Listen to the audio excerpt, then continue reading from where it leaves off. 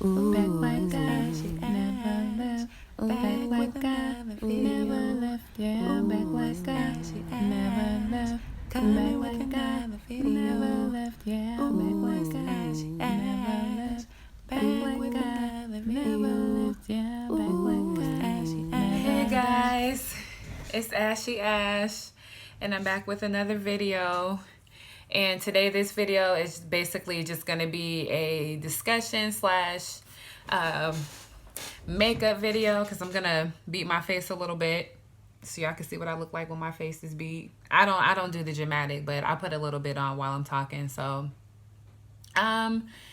various topic, but I wanted to introduce myself a little bit. My name is Ashley.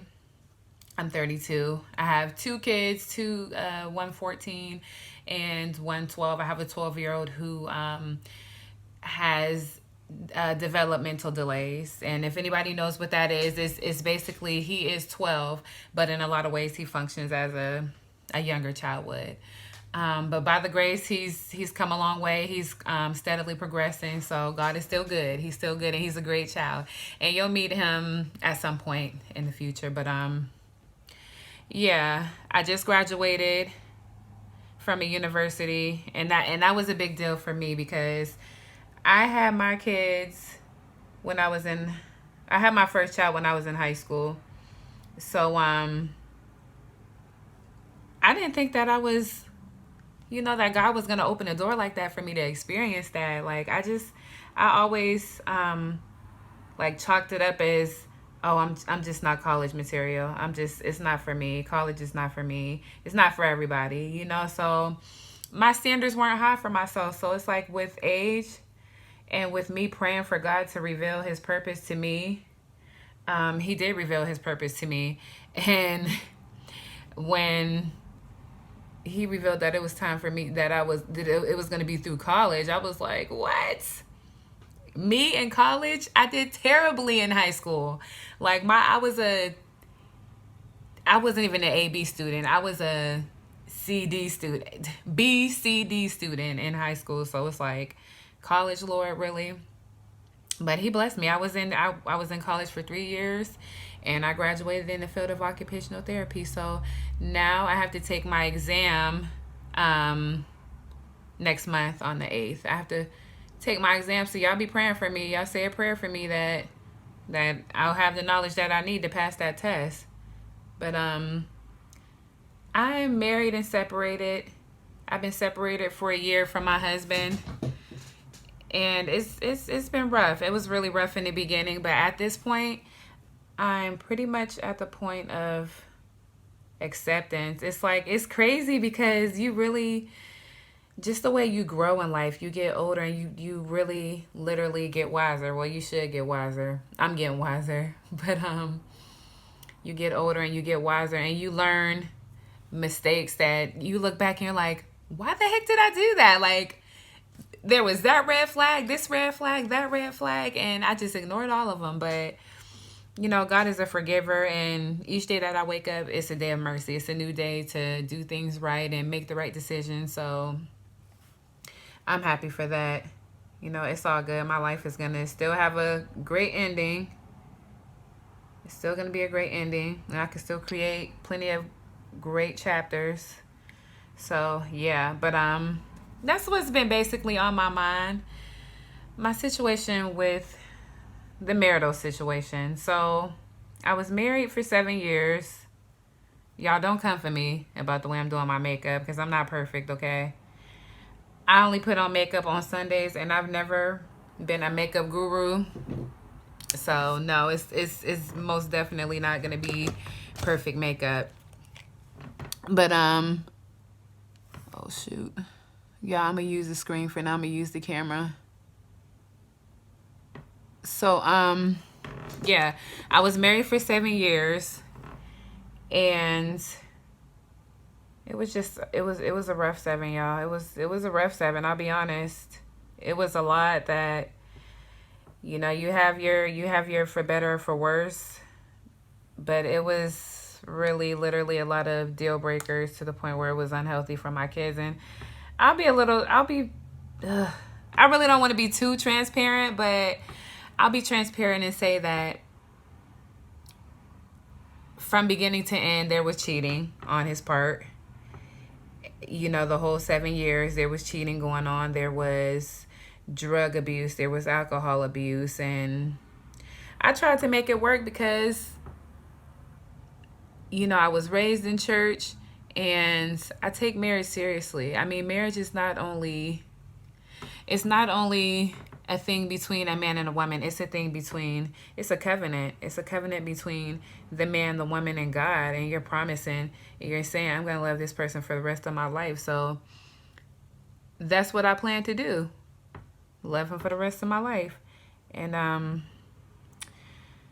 it just got so bad. It got to the point where my kids were just like, Mommy, you need to leave him. You need to go. And I was just like, what do you mean he's your dad? You know, and I was just thinking because he was their father that, you know, they would want us to continue to try to work it out. But it got to the point where the older they got, it seemed like they became smarter than I was. And they were able to give me their little advice on, you know, what they wanted me to do with the marriage. So I just continued to pray, like, for God just to show me what to do. It was terrible.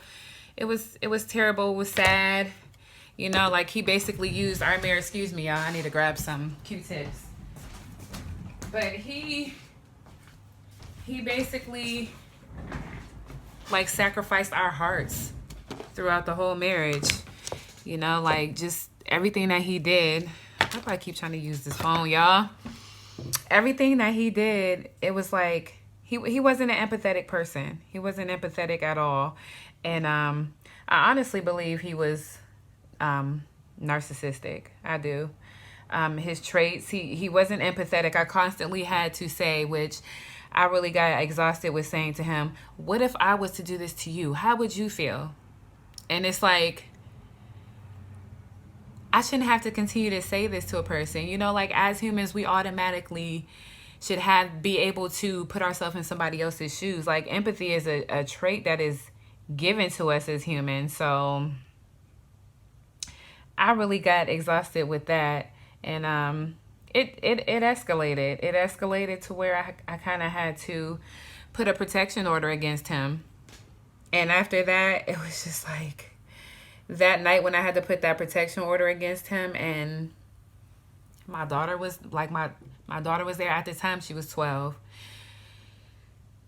And I'm reliving it right now. Honestly, it's kind of making me get shaken up. But she was 12 and she was trying to diffuse the situation, and he would just like, go back to your room, go to your room. And she was trying to protect me, you know. So that's what broke my heart, because I can't allow my daughter to feel like this is normal. Like, heck nah. Like, I can't have my daughter feeling like this is normal. That it's not normal. You know, like, a man should protect the woman, not be fighting against the woman. A man should know how to protect their woman. So that's what really caused me to draw the line, because I had to put my kids first for once. And I'm ashamed, but I'll be honest and say it. I didn't always put my kids first. I thought that I was helping my kids by having a 2-parent household, because my husband and I were together since high school. I gotta put a little bit more of that concealer on there. My husband and I were together since high school, so I thought it was a beautiful thing that we were trying to make it work, you know, yet and still. And we were one of the couples that could say, oh, we were together in high school, and everybody that we went to high school with, they always just like looked up to us and stuff. But all that didn't really matter in the end. It was just like, at the end, I was just like so diminished. I was left really diminished as a woman. So that became my ultimate desire, just to leave to where I can have happiness. You know, when I say happiness, I don't even necessarily mean moving on. I just mean a point of peace, which I haven't had in years. Just a point of having peace, you know. All right, y'all, they ain't twins, but I got it done. But yeah, it was a crazy situation. So now, a year later, well, I took the kids and I moved out a year ago. My kids have been in a great place ever since I moved. So I'm gonna put some concealer on my eyes because as y'all can see, I have dark circles around my eyes. So when I put makeup on, I like to put concealer around that.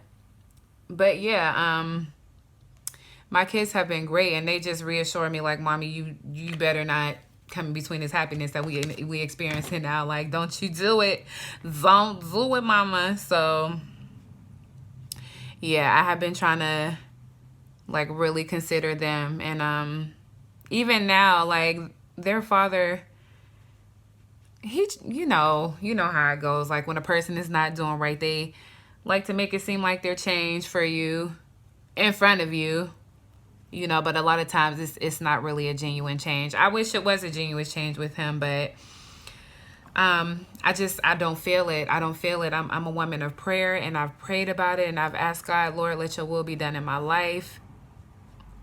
And I've gotten nothing that feels like I should return back to that situation. So I've been just trying to enjoy living on my own, and caring for the children and just putting my all into them, because really they're what matter. And I had a minister that told me the other night, he had preached a great sermon, and we had talked after service, and he said, "Don't I know you?" And I was like, "Yeah." He was like, "Refresh me of your situation." He's from out of town, so he doesn't really know me, but he has a history of me because he's prayed for me, and we've talked a little bit. And I said, my husband and I are we've been separated for about a year. And he was like, "Oh yeah, oh yeah." He said, "Well, tell me this. Was he physical? Were you abused?" And reluctantly I said, "Yeah. Yeah, I was abused. It was an abusive relationship." And I'm just trying to make sure I'm all blended in good. That's why I'm trying to like slow down my talking a little bit. But he was like, he turned to me and he said, he pointed at my children. He said, "I hate to be judgmental. I'm not gonna act like, I know you. I know everything about you." He was like, "But this is your king and your queen. Like, this is your top priority." And I felt that. I was just like, it just seems like everywhere I go, like my family hates the fact that we're together, and they're just like, "No, Ash, move on. Like, you can do much better. You deserve somebody that could treat you better." And I understand that.